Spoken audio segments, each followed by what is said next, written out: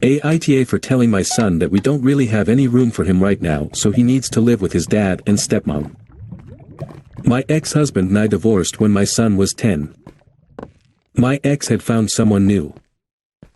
We went for 50-50 custody, but he still had to pay some child support. I went back to school at that time. On the weeks his dad had him, I buckled down and did nothing but schoolwork. When he was with me, I made sure I had time for him before and after school. I did expect him to help around the house, but nothing excessive. Mostly just cleaning up after himself and helping with cooking and laundry. His dad's house was more fun. I tried to make my home welcoming. I bought a used PS4 and I got fiber optic internet. It wasn't enough for him. When he was 14, he and his father got the court to award my ex primary custody.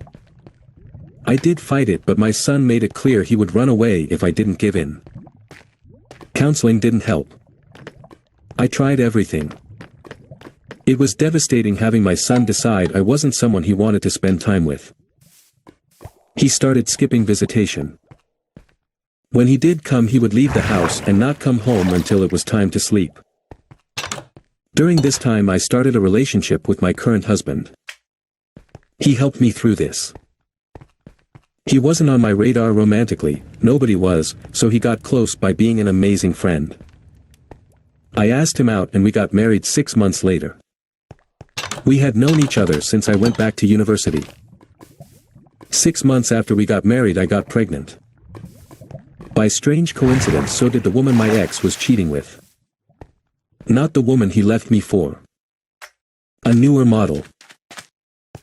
I had sold my house and my husband and I bought a condo together. Just a 2-bedroom apartment with a tiny den.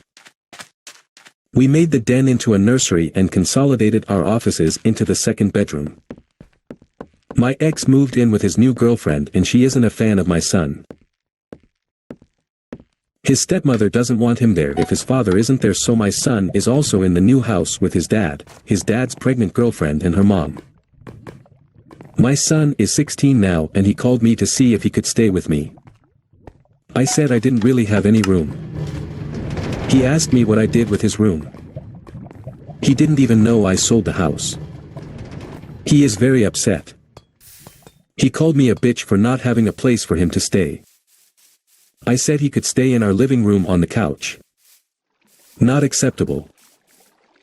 I talked to my husband and we have enough money from the sale of my house and his old bachelor pad as well as our condo to buy back into the market. We were waiting for interest rates to fall.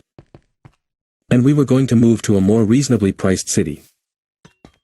I told my son if he could take the living room for now we could have a room for him in 6 months. He moved in with his grandparents. He isn't happy there. At least his dad got him a car so he can drive to his same school. My son is pissed that I prioritized my new baby and my work over him.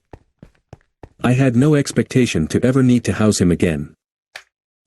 My ex called me and told me to make our office into a room for our son. I told him that our son's circumstances were his fault, not mine.